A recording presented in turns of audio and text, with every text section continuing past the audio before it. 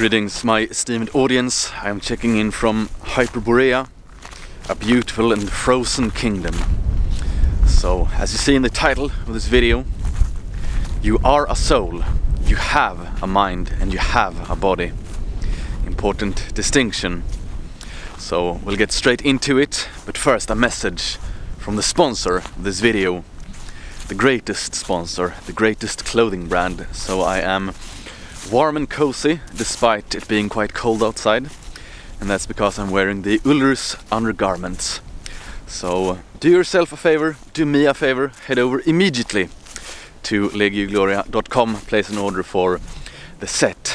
Otherwise you will not make it. I'm sorry to say, if you don't order you will not make it.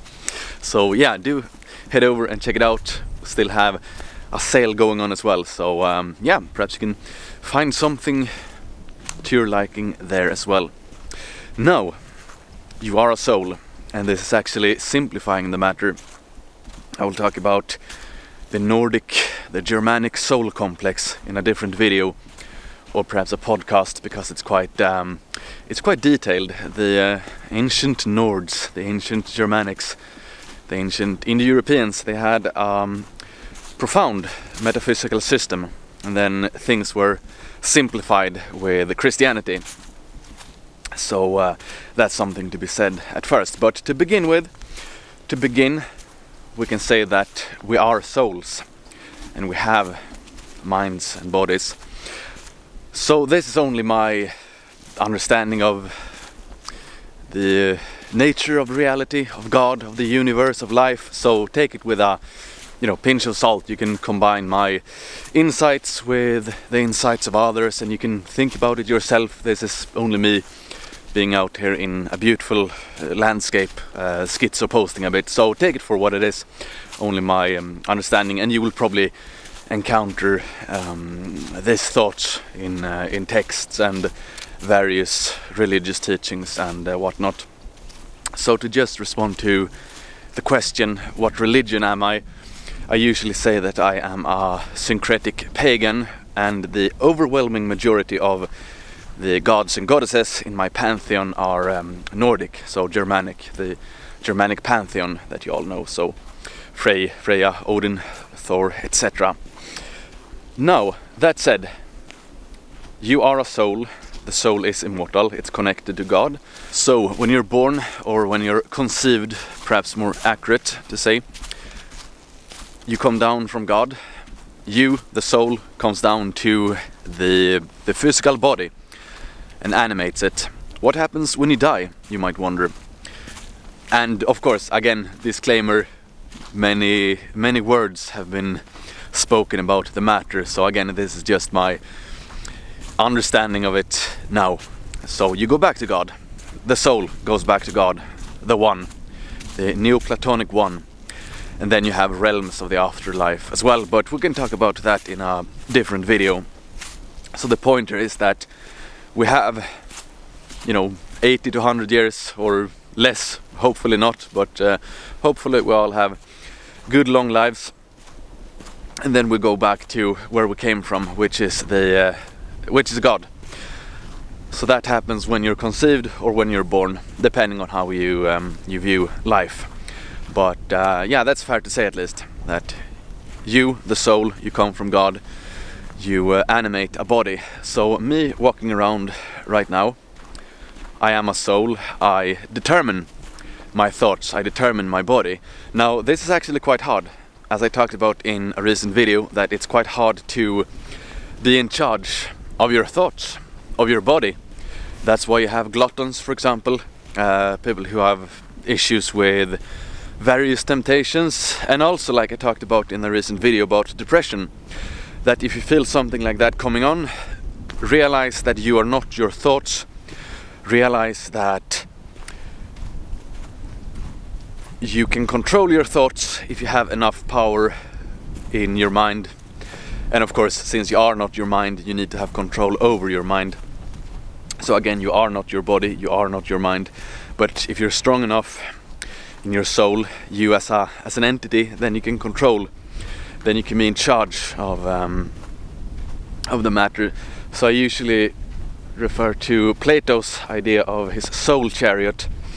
So you, the soul, you are in charge of the chariot, and then you have 2 horses, so you need to take care of your horses. So if we name one horse physical desires, so we're talking about something like sex, it's important to not stifle that completely, but also to be in charge of those impulses, because if you're not in charge of those impulses, then you might become addicted to pornography or something like that, or you can, you know, have a bad relationship with women or whatever it might be.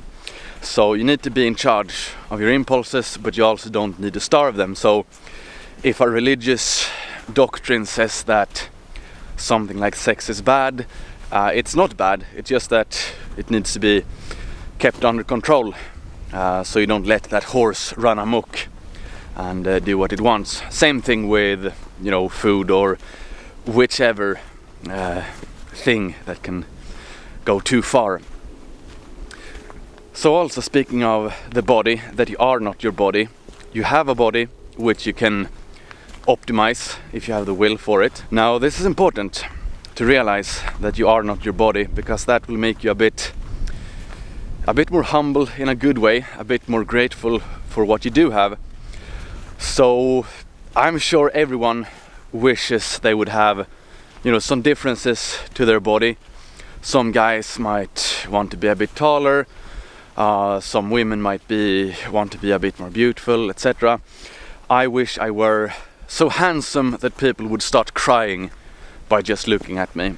I wish I were so handsome that people would think, is this Sanguinius from the Horus Heresy from Warhammer 40k?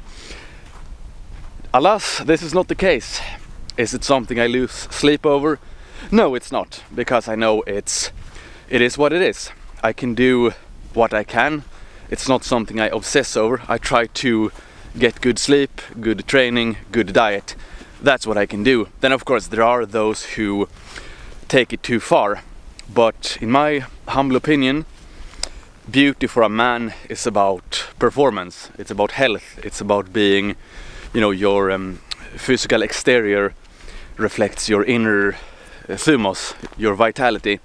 So it's not good to be vain in that sense. It's good to have a natural beauty if you can, by taking care of the same things that also make you more productive and more and healthier.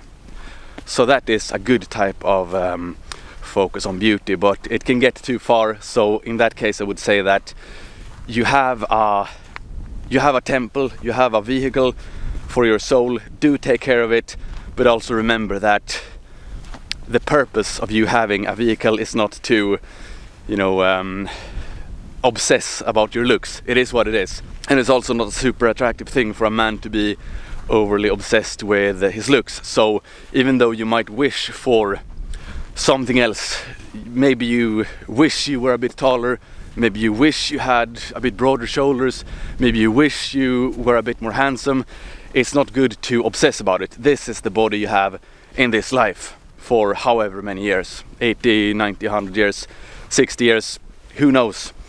This is what you have to deal with now. This is what you were given in this reincarnation. Then when you die, you go back to God, and then you're reincarnated later on, perhaps in a different body. Perhaps you have a worse body, perhaps you have a better body, perhaps you have a better mind. Who knows? Who knows? Now this also brings us into the topic of transgenderism. I'm not sure how relevant it is anymore in almost 2026, but I thought comment on it at least, because it's quite related. You know, how you perceive yourself, how you perceive your being, your body, your identity, everything like that. And I would say that many of these individuals, they identify too much with their body. So they think they are the body, instead of viewing the body as a vehicle for this reincarnation, for this life, instead of focusing on the fact that you're a soul. So my recommendation for anyone who might not be comfortable in his or her body is to view it as a temple, as a holy house that you try to be as comfortable as possible in. So you do try to optimize your health, your hormonal health, and you will feel better. Your soul will feel more at ease in your body. You will feel more aligned. You will feel in charge of the platonic soul chariot, so to speak. When you are in charge, everything aligns in a better way. When you, the soul, when you are not in charge, you will not feel good. If you let the horses of desire, of insecurity, when you let bad thoughts come to you, you can call them demons maybe, bad emotions, bad thoughts, we can call them demons. When they come to you and they start dictating what to do, they start dictating that you aren't good enough, that you need to make certain changes to yourself. Now, don't get me wrong, it's good to change yourself for the better, but it can also go too far. I see some of these look smaxers, they are, artificially increasing their height because they feel insecure with themselves. They don't want to accept the chariot they've been given, the vehicle they've been given at birth. Now, again, there's a fine line between trying to optimize your temple and taking it too far. So I would say that don't obsess over it. Do try to approach beauty and health, your body, in a holistic fashion. That when you think of your looks, you're also thinking about your health. Because after all, again, for a man, your looks, it's supposed to be a reflection on your vitality and health. So and also, again, it's not super manly to be super vain either. So to use another example, can have a guy who's balding, which, I can imagine it's not super fun, but just own it, own the situation. Think to yourself, this is not me, this is my body, it's constructed in this way, this was the body, these were the cards I was dealt upon birth. Then you don't think overly much about it. So think instead of your performance, especially for a man. You will be judged by your performance. You will of course be judged to a certain extent upon how you look, but ultimately we can talk about something like height as well. Of course all guys want to be a certain height, many shorter guys perhaps they want to be taller, but keep in mind that ultimately you will be judged on your performance. You will be judged upon the value you can give others. If you are in a leadership position, you will be judged upon your ability to lead others into success. So don't think all too much about the way you look. Think more about what sort of value can you bring to others. Same thing if we're talking about attracting women. There was a fun joke on X saying that the average Eastern European couple is a very beautiful woman and a man who's not so beautiful. Then I posted and said that of course it's good to try to be handsome as a man, but ultimately when it comes to attracting women, it's about your inner strength, your inner core, your stability, that you can be a rock that you can lean on. And then it's much more important for you to actually be capable of stuff than how you look. So when you see these look smaxers, take it with a pinch of salt when they talk about attraction from women. It's also about a woman staying attracted to you, trusting you over a long period of time. Now we can talk a bit about the mind as well, and thoughts. Since I mentioned it in the depression video I made, that thoughts can come to you. You are connected. Since you are a soul, you're connected to other souls. In a sense, you're connected to all other humans, all other living things. Everyone is connected to God. God is in everyone. One could formulate it in that way. So thoughts can come to you from wherever. Your mind is not the only place where thoughts are generated. You can get a thought from someone else. It can be transmitted in ways that are beyond my understanding. But why is it important? Why is this important, what I am telling you now? Yes, it's because you need to, especially if bad thoughts are coming to you, you need to realize that they are not you. You can view it as a demonic attack. If you have a thought saying that you are bad, that it's over, view it as enemy propaganda.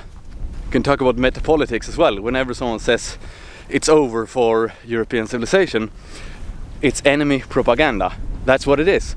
Same thing if you have a thought that comes to you, the thought says that you are bad in some way, that it's over for you, then correctly identify that thought as a demonic attack. Now, of course, if you don't want to use the term demonic, then you can use something else. I like to use that terminology because it's it's cool and epic and stuff like that. But the point is that a thought is real if you believe in it. You can actively choose to not believe a thought. And by the same token, if you have a good thought that comes to you, that you feel great, mate, then you can acknowledge that thought and think to yourself, yeah, I feel great, I am good, we will make it. So reality first created in your own mind, something to always bear with you. Alright, that was my schizo post for the day. I hope it was somewhat insightful and helpful. So to conclude, you are a soul, you come from God, and when you die, well, when your body dies, when your mind dies, then you, still alive, the soul is still alive, it's immortal, goes back to God, and then you will be reincarnated some other time. And I will talk about this in a coming video or podcast episode. The soul, it can also decide when and where to come back, into which body. So the body you have, the mind you have, might not be up to chance, might be predetermined. So something to think about as well. Anyway, all that being said, thank you for listening, watching, thank you for your support. Do subscribe to The Greatest Podcast. You can become a channel member here on YouTube, or you can subscribe on any of the other platforms. You can head over to thegoldenone.se/podcast and you can see where you can subscribe. So I do some more deep dives into various topics there. And then also do head over to legiogloria.com, check out the sale, and get yourself a set of Ulr's wool garments. Alright, XOXO, boom!